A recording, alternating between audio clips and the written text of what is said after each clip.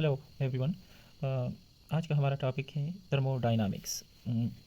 सबसे पहले हम थर्मोडायनामिक्स को समझेंगे कि ये क्या है और इसमें हम क्या पढ़ेंगे। तो ये फिज़िक्स का एक ब्रांच है जिसमें हम दो किस्म की एनर्जीज़ के या तवानाइयों के माबेन ताल्लुक़ को पढ़ेंगे। अगर हम ब्रॉडली एनर्जीज़ को डिवाइड कर ले तो हमारे पास दो किस्म की एनर्जीज़ आ जाएंगी। एक होंगी हीट एनर्जीज़ और दूसरी काइंड ऑफ एनर्जीज़ होंगी। जितनी भी होंगी वो बाकी जितनी भी है वो उनको हम कहेंगे other kinds of energy. Other kind of energy में क्या आता है? मैकेनिकल एनर्जीज आती है, केमिकल एनर्जीज आती है, न्यूक्लियर एनर्जी आती है, इलेक्ट्रिकल एनर्जीज आती हैं। तो दो किस्म की एनर्जीज हो गई, एक ये अदर काइंड्स ऑफ एनर्जीज और एक हीट एनर्जी।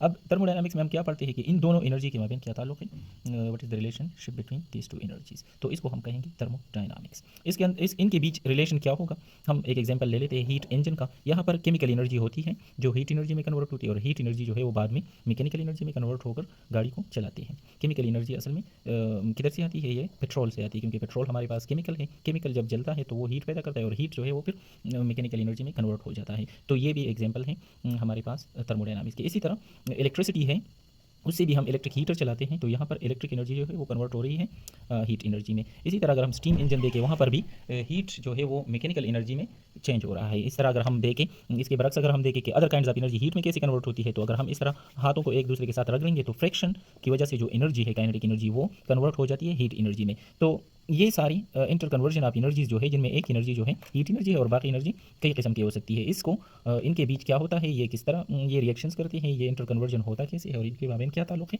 इसको अगर हम पढ़ेंगे तो इसी ब्रांच को, फिजिक्स के इसी ब्रांच को हम कहते हैं थर्मोडायनामिक्स। अब इस ब्रांच को अगर हम पढ़ेंगे आगे तो सबसे पहले हमने ये जानना चाहिए कि हीट असल में क्या है। तो एक हम टिपिकल एक डिफिनीशन हम करते हैं कि it is a form of energy that flows from hot body to cold body. मतलब कि यहाँ पर हमारे पास एक ऑब्जेक्ट है जिसका टेम्परेचर है 70 डिग्री सी और यहाँ पर दूसरा एक ऑब्जेक्ट है जिसका टेम्परेचर है 30 डिग्री सी। तो हीट जो है वो कन्वेक्शन या रेडिएशन या कंडक्शन के थ्रू इस हॉट बॉडी से कोल्ड बॉडी की तरफ ट्रांसमिट होगा।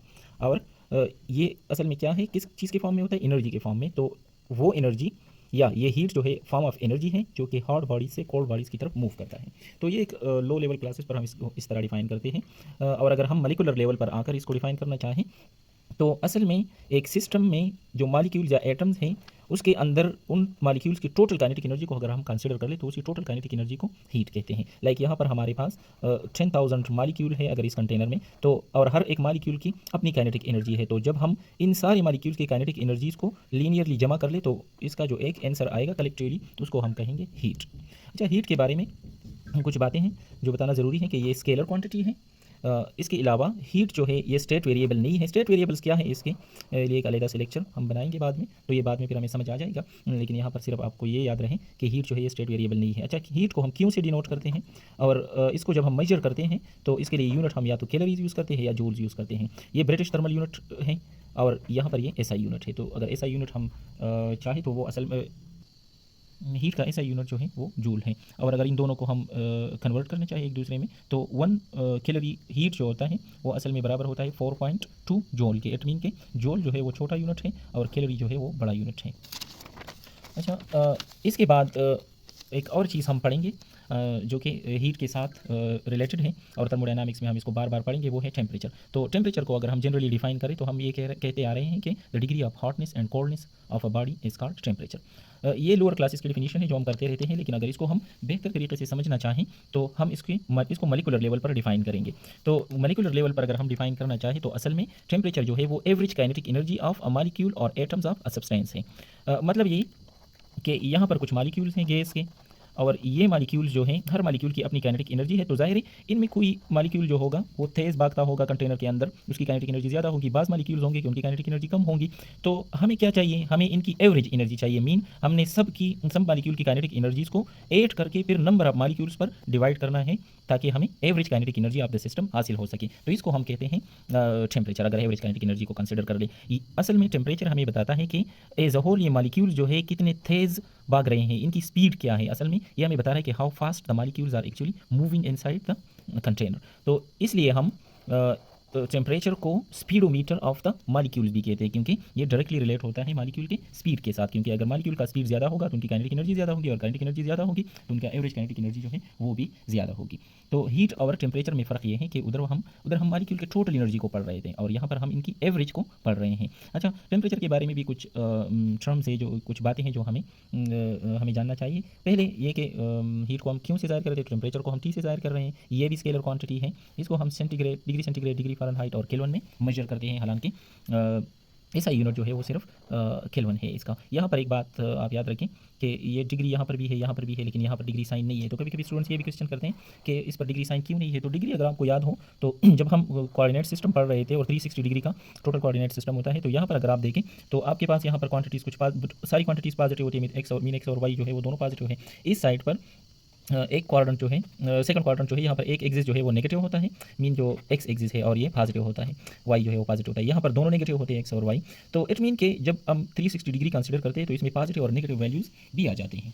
सिमिलरली यहाँ पर अगर आप फ़ारेनहाइट स्केल को स्टडी कर रहे हैं या इसकी रीडिंग को आप ले रहे हैं या कोई थर्मामीटर देख रहे हैं कि वहाँ पर फ़ारेनहाइट है, तो उसमें आप नेगेटिव वैल्यूज़ को इनकाउंटर करेंगे, मतलब नेगेटिव वैल्यू भी वहाँ पर आपको नजर आएंगे। इस तरह सेंटीग्रेड में भी आपने देखा है कि टेम्परेचर -30 -40 डिग्री सी भी होता है, लेकिन केल्विन स्केल पर आप कोई नेगेटिव वैल्यू नहीं देखेंगे, मतलब जीरो केल्विन के नीचे आप जा ही नहीं सकते, क्योंकि ये एब्सोल्यूट जीरो है। तो चूंकि इसमें सिर्फ पॉजिटिव वैल्यूज होती हैं तो वो डिग्री के डिफिनीशन को सेटिस्फाई नहीं कर रहा, इसलिए केल्विन स्केल पर कोई डिग्री साइन नहीं है। अच्छा, हम अगर एक एनालॉजी कंसिडर कर लें टेम्परेचर और हीट के समझने के लिए, तो हम एक मार्क्स शीट ले लेते हैं कि जिसमें एक स्टूडेंट ने कुछ मार्क्स लिए हुए केमिस्ट्री, फिजिक्स, बायो और इंग्लिश में। तो यहाँ पर टोटल मार्क्स जो है हर सब्जेक्ट के 100 मार्क्स हैं। तो टोटल मार्क्स अगर हम इस मार्क्स शीट से कैलकुलेट करना चाहें तो वो 400 होंगे। तो ये हीट से एनालिगस है, क्योंकि यहाँ पर टोटल मार्क्स जो है वो 400 है। इसी तरह अगर आप उधर कंटेनर में देखें तो टोटल काइनेटिक एनर्जी अगर हम हर एक मालिक्यूल की जमा कर लें तो वो हमें हीट देता है। तो इसी तरह इन सबको अगर हम जमा करें तो ये 400 होगी। तो टोटल मार्क्स जो है वो बिल्कुल इस तरह है जिस तरह हीट होता है। लेकिन अगर हम एवरेज मार्क्स को कैलकुलेट करें, लाइक स्टूडेंट ने एक सब्जेक्ट में 75 लिए, दूसरे में भी 75, सारे सब्जेक्ट्स में इसने 75 मार्क्स लिए हैं, तो एवरेज मार्क्स जो हैं वो इसकी 75 मार्क्स आ गए। तो यहाँ पर टेम्परेचर जो है वो हो गया 75 डिग्री सी, हालांकि हीट जो है वो हो गया 400 जूल। तो टोटल अमाउंट को अगर हम हर एक इंडिविजुअल मास को या एनर्जी ऑफ मालिक्यूल को ऐड करें तो वो हमें देगा हीट। और अगर हम हर एक मालिक्यूल की एनर्जी को कंसिडर करके फिर उसका एवरेज ले लें तो उसको हम कहते हैं टेम्परेचर।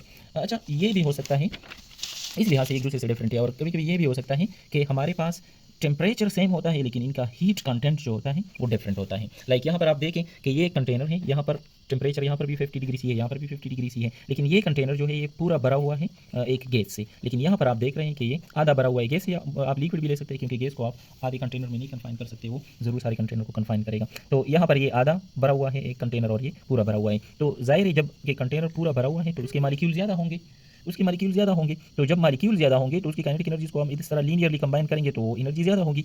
लेकिन यहाँ पर जो मालिक्यूल्स हैं वो कम है, उनकी तादाद कम है, तो अगर इनको हम लीनियरली जमा करेंगे तो जाहिर है कि ज़्यादा मालिक्यूल्स की एनर्जी ज़्यादा होगी और कम मालिक्यूल्स को अगर हम जमा करेंगे तो वो कम होगी। और टोटल एनर्जी जिसको हम ऐड कर रहे हैं, टोटल काइनेटिक एनर्जी, वो असल में हमें हीट देता है। तो जाहिर है यहाँ पर मालिक्यूल ज़्यादा है तो काइनेटिक एनर्जी ज़्यादा होगी, सम ऑफ काइनेटिक एनर्जी। तो यहाँ पर आप देख रहे हैं कि हीट इस कंटेनर में ज़्यादा है इस कंटेनर से, हालांकि इनका टेम्परेचर जो है वो सेम है। इस तरह एक और एग्जाम्पल हम ले लेते हैं कि यहाँ पर फिर मालिक्यूल हमारे पास कम है लेकिन इस कंटेनर का टेम्परेचर जो है वो ज़्यादा है, और इस कंटेनर का टेम्परेचर कम है पर इसके मालिक्यूल ज़्यादा है। तो टेम्परेचर डिफरेंट है, लेकिन चूंकि यहाँ पर मालिक्यूल्स की काइनेटिक एनर्जी ज़्यादा है तो इनको अगर हम जमा करेंगे तो उसका जो आंसर आएगा वो मे भी इक्वल हो इनका, क्योंकि इनकी काइनेटिक एनर्जी तो कम है लेकिन मालिक्यूल ज़्यादा है। तो अगर ज़्यादा मालिक्यूल्स जो कम काइनेटिक एनर्जी वाले हैं उनको हम जमा करें तो वो मे भी इक्वल हो तेज मालिक्यूल या ज़्यादा काइनेटिक एनर्जी वाले मालिक्यूल जिनकी तादाद कम है। लाइक 50 यहाँ पर है लेकिन इनकी काइनेटिक एनर्जी 2 है, यहाँ पर 100 है लेकिन इनकी काइनेटिक एनर्जी 1 है। तो तादाद अगर ज़्यादा हो तो टेम्परेचर फिर भी अगर डिफरेंट हो तो स्टिल ये दोनों जो है सेम हीट कंटेन कर सकते हैं।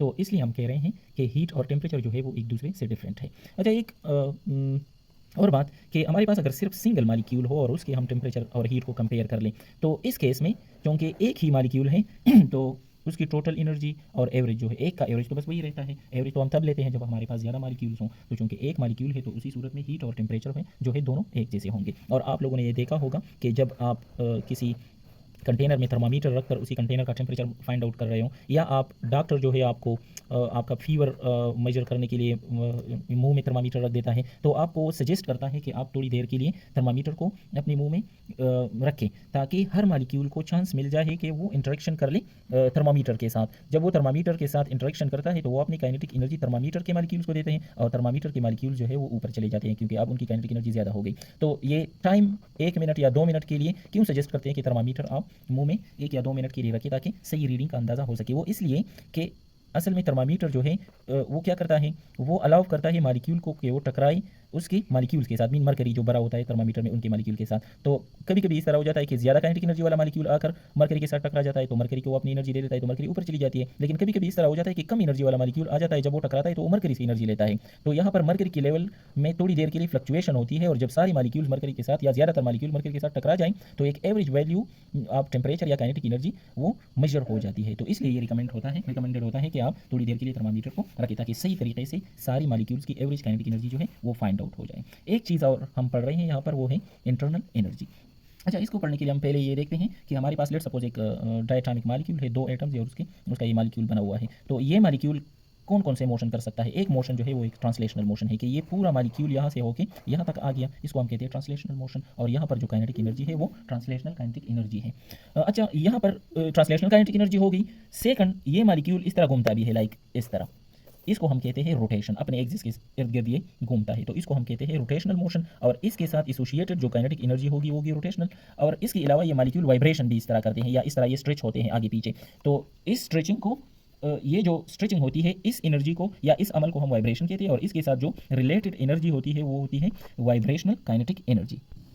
तो यहाँ पर अब हमारे पास 3 किस्म की काइनेटिक एनर्जीज हो गई। एक हो गई हमारे पास ट्रांसलेशनल, एक हो गई रोटेशनल, और एक हो गई वाइब्रेशनल। अब अगर हमारे पास कोई कंटेनर हो और उसके अंदर ये डायटोमिक मालिक्यूल्स जो है, या ट्राइटोमिक मालिक्यूल या पॉलीटोमिक मालिक्यूल्स अंदर भरे हों, तो ये मालिक्यूल जो है ये 3 किस्म के मोशन जो है अंदर जारी रखेंगे। तो इन तीनों किस्म की काइनेटिक एनर्जीज को अगर हम लीनियरली जमा कर ले तो एक एनर्जी हमें देगी, और उस एनर्जी को कलेक्टिवली हम कहेंगे internal energy of the gas molecules. हाँ, अगर ये मालिक्यूल सिर्फ मोनोएटॉमिक हो, मीन सिर्फ सिंगल एटम हो हमारे पास, तो फिर क्या होगा, इसकी रोटेशनल एनर्जी कोई मीनिंग फिर नहीं रखती, इसकी वाइब्रेशन भी नहीं रखती, सिर्फ फिर उनकी ट्रांसलेशनल एनर्जी जो है वो हम कंसिडर करेंगे। तो इस केस में हमारे पास जो है इंटरनल एनर्जी बराबर होगी सिर्फ इसकी ट्रांसलेशनल काइनेटिक एनर्जी की। इसके अलावा इसकी भी कुछ प्रॉपर्टीज़ हैं, और ये है कि ये स्टेट वेरिएबल है। टेम्परेचर भी स्टेट वेरिएबल था, अगर वहाँ पर हमने मेंशन नहीं किया है तो टेम्परेचर जो है ये भी एक स्टेट वेरिएबल है। और इसके अलावा ये स्केलर क्वांटिटी भी है, और इसको हम जब मेजर करते हैं, क्योंकि ये एनर्जी है तो इसको हम जूल में मेजर करते हैं। और एक और बात याद रहे कि इंटरनल एनर्जी जो है वो डायरेक्टली प्रोपोर्शनल होती है टेम्परेचर की। इट मीन स्ट्रिक्टली हम नहीं कह सकते, लेकिन ये अगर हम इंटरनल एनर्जी ज़्यादा होगी तो सिस्टम का टेम्परेचर भी इसके साथ ज़्यादा होगा। अब हमने कुछ चीज़ें ये पढ़ ली, टेम्परेचर, हीट और इंटरनल एनर्जी। इन तीनों चीज़ों को पढ़ के हम अब इस काबिल हैं, इस लायक हैं कि हम फर्स्ट लॉ ऑफ थर्मोडायनामिक्स पढ़ लें। तो इसके बाद हमारा नेक्स्ट लेक्चर होगा फर्स्ट लॉ ऑफ थर्मोडायनामिक्स के बारे में। Thank you very much.